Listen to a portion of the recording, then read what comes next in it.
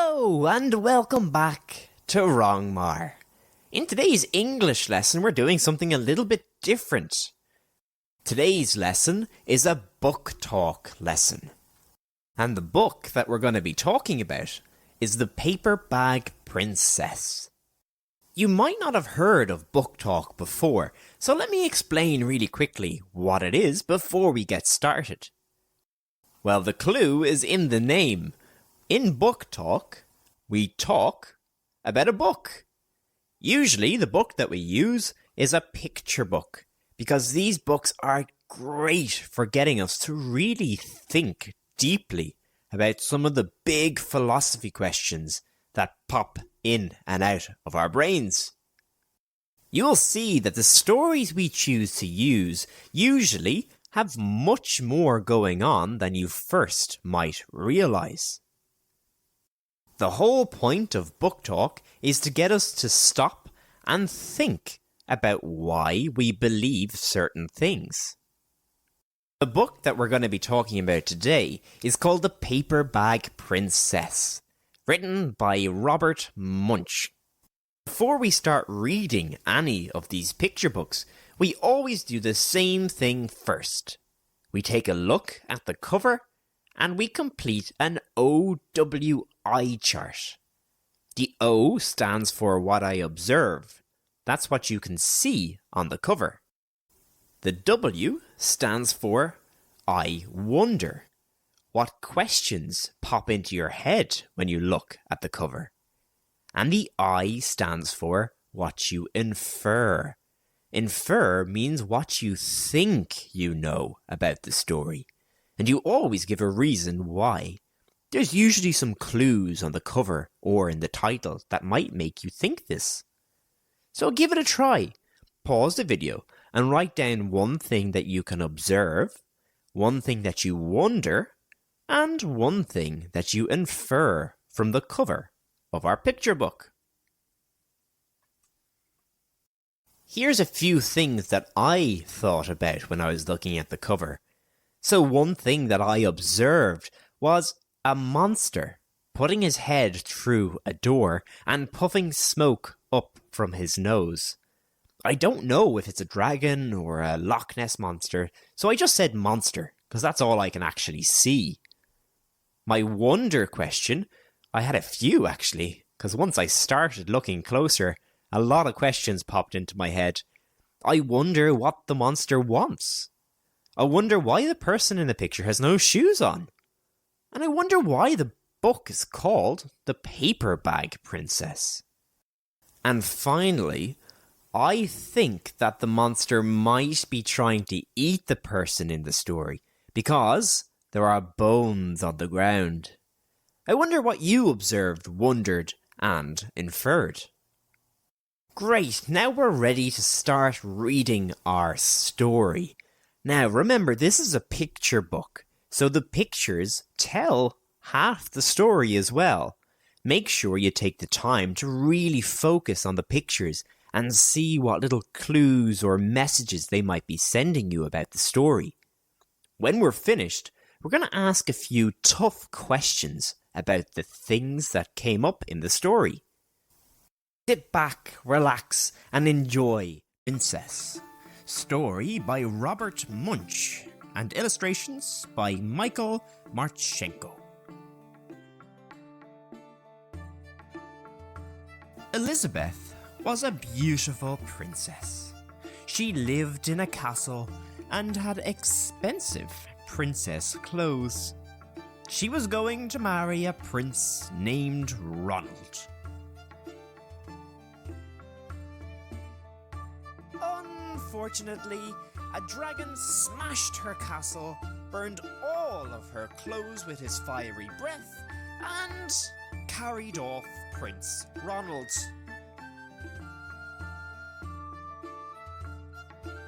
Elizabeth decided to chase the dragon and get Ronald back. She looked everywhere for something to wear, but the only thing she could find that was not burnt was a paper bag. So she put on the paper bag and followed the dragon. He was easy to follow, because he left a trail of burnt forests and horses' bones. Finally, Elizabeth came to a cave with a large door that had a huge knocker on it. She took hold of the knocker and banged on the door. The dragon stuck his nose out of the door and said, "Well, a princess. I love to eat princesses, but I have already eaten a whole castle today. I'm a very busy dragon. Come back tomorrow." He slammed the door so fast that Elizabeth almost got her nose caught. Elizabeth grabbed the knocker and banged on the door again. The dragon stuck his nose out of the door and said, "Go away. I love to eat princesses, but I have already eaten a whole castle today. I'm a very busy dragon. Come back tomorrow." "Wait," shouted Elizabeth. "Is it true that you are the smartest and most fierce dragon in the whole world?" "Yes," said the dragon. "Is it true," said Elizabeth, "that you can burn up 10 forests with your fiery breath?" "Oh, yes," said the dragon, and he took a huge deep breath and breathed out so much fire that he burnt up to 50 forests. "Fantastic," said Elizabeth, and the dragon took another huge breath and breathed out so much fire that he burnt up to 100 forests. "Magnificent," said Elizabeth, and the dragon took another huge breath. But this time, nothing came out. The dragon didn't even have enough fire left to cook a meatball. Elizabeth said, "Dragon, is it true that you can fly around the world in just 10 seconds?"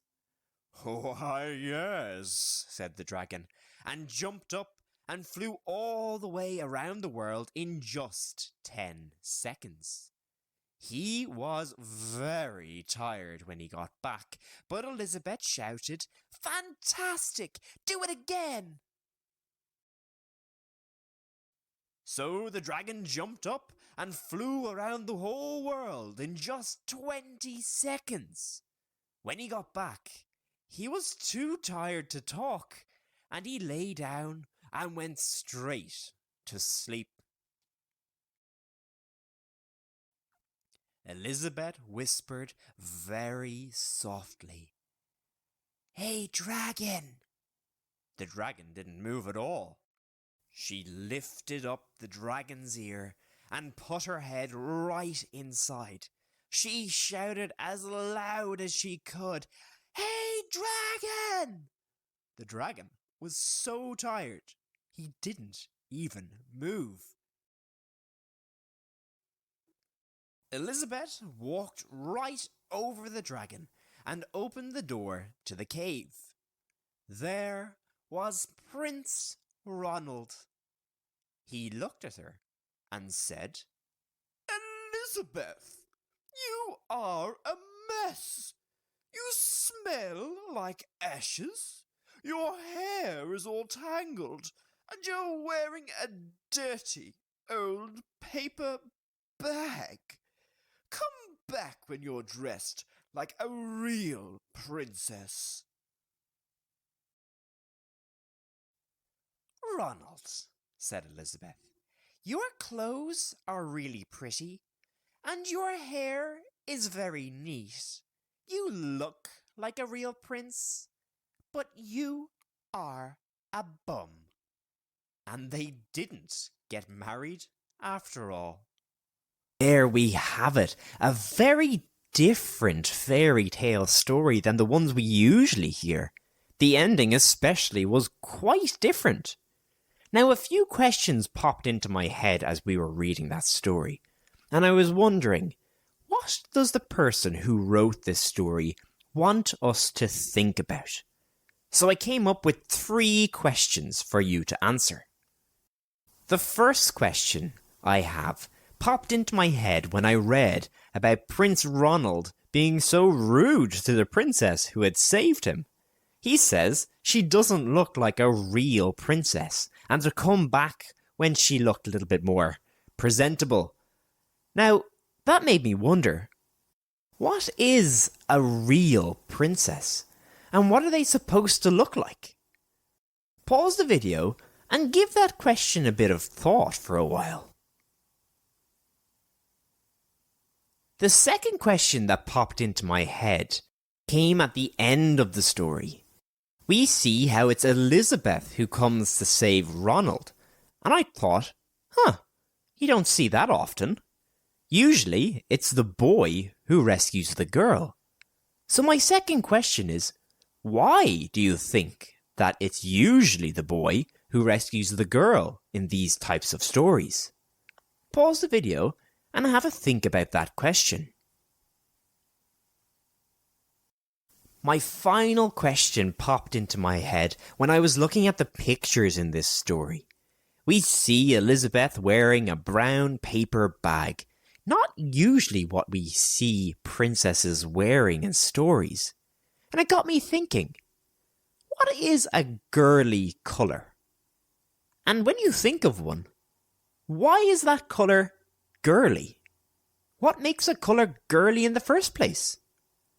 Pause the video and give that question a thought. I'm really looking forward to hearing your answers to those tough philosophy questions. I'm sure we're going to have lots of different opinions. That's all we have time for today. Until next time, take care.